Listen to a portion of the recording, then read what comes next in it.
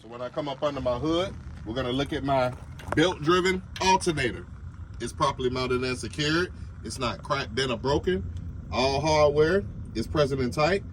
I'm gonna look at my belt, make sure it's not cut, torn, or frayed, and make sure it's at least 3/4 inch of play in the center of the belt. Then I come to my wires. They're properly mounted and secured. They're not cut, torn, or frayed. No illegal tape or any bare wire showing. Then I'm gonna go to my other side.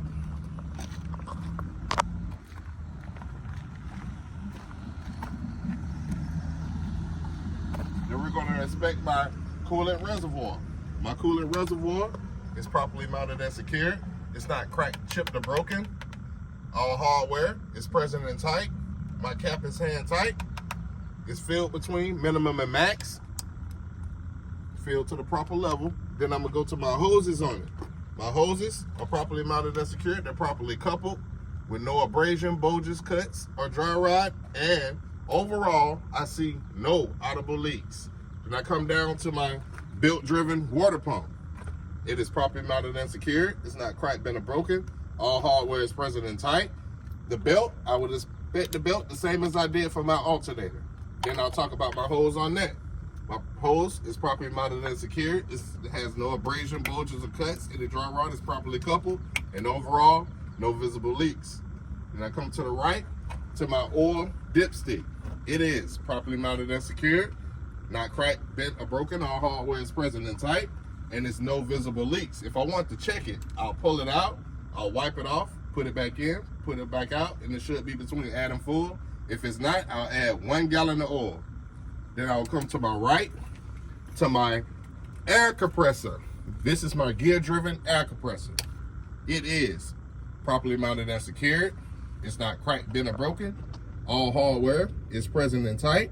My hoses that go to it has no abrasion, bulges, cuts, or dry rot. It's properly coupled, and overall, I hear no audible leaks. Then I'm gonna go down here. I'm gonna follow this hose right here, and I'm gonna go down here, in between here to my gear-driven power steering pump. Can't really see it because it's behind the frame, but if you always follow this hose that comes from the gearbox, and it goes down, it's going straight into your gear-driven power steering pump. And you'll inspect it by saying it's properly mounted and secured. It's not cracked, bent, or broken. All hardware is present and tight, and there's no visible leaks. Then we'll come back up to my power steering reservoir, where the fluid comes from. It's properly mounted and secured. It's not cracked, chipped, or broken. All hardware is present and tight. It's filled between minimum and max. My caps are hand tight. My hoses, they are properly mounted and secured, with no abrasion, bulges, or cuts, no dry rot, and overall, I see no visible leaks. That goes down to my power steering gearbox, properly mounted and secured. It's not cracked, bent, or broken. All hardware is present and tight, and it has no visible leaks.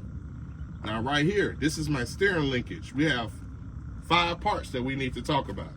So we have our pitman arm, we have our drag link, we have our upper control arm, which is right here. Then we come down here. This is my lower control arm down here.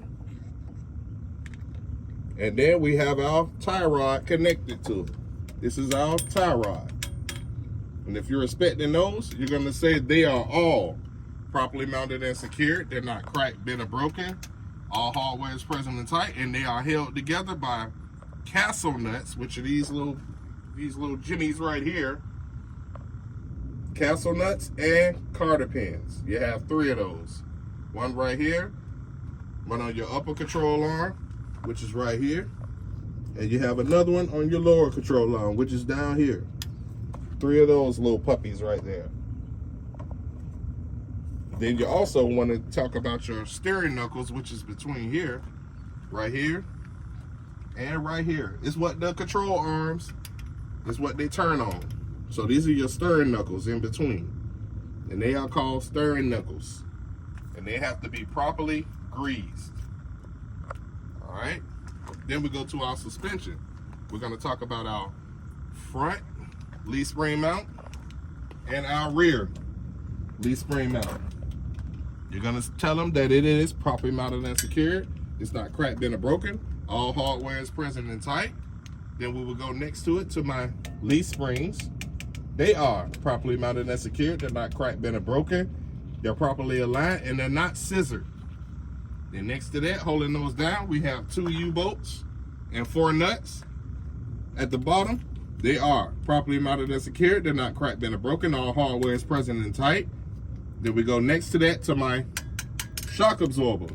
This guy right here is properly mounted and secured, not cracked, bent, or broken. All hardware is present and tight. And we have bushings on the inside of here, which they cannot be cut, torn, or frayed. And overall, I see no visible leaks because we have hydraulic fluid in it. Then we have my brake hose, which is right here. This is my brake hose.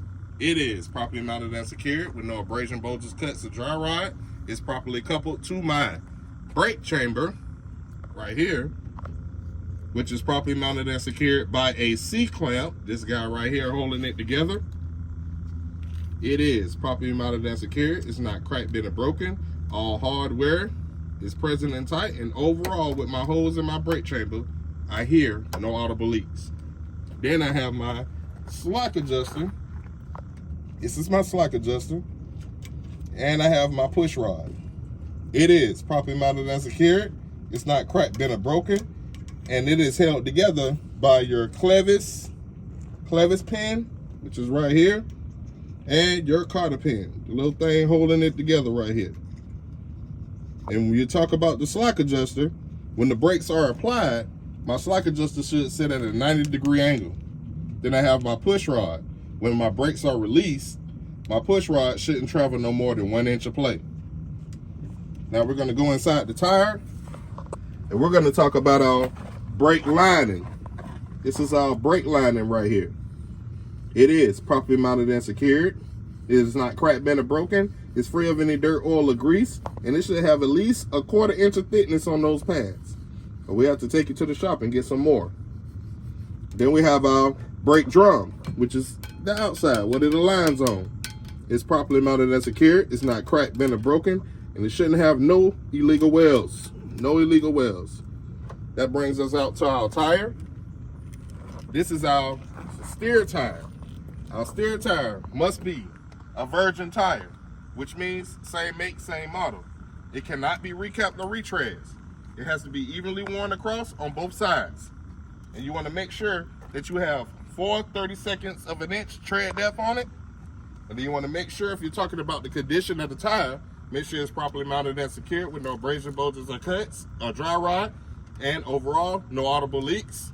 Then you want to make sure it's inflated to the manufacturer specification, which will be on the tire or inside our cab door. And if you want to check the pressure, you have to use a truck tire gauge. Then we will come down to my rim. My rim is properly mounted and secured. It's not cracked, bent, or broken with no illegal welds. Then we have our lug nuts. There's 10 of them. Our lug nuts are properly mounted and secured. They're not cracked, bent, or broken. All hardware is present and tight. If they were too tight, you will see spider cracks coming off of it. If they were too loose, you will see rust trails or shiny metal. Then we have our hub seal. Our hub seal is properly mounted and secured. It's not cracked, bent, or broken. All hardware is present and tight, and no visible leaks because there's oil on the inside of it. If you want to check the level, you have to pop this cap off right here, put your pinky finger in it, and it should come to your first knuckle. If it doesn't, your add is needed. Then we have our metal valve stem at the bottom. Our metal valve stem is properly mounted and secured.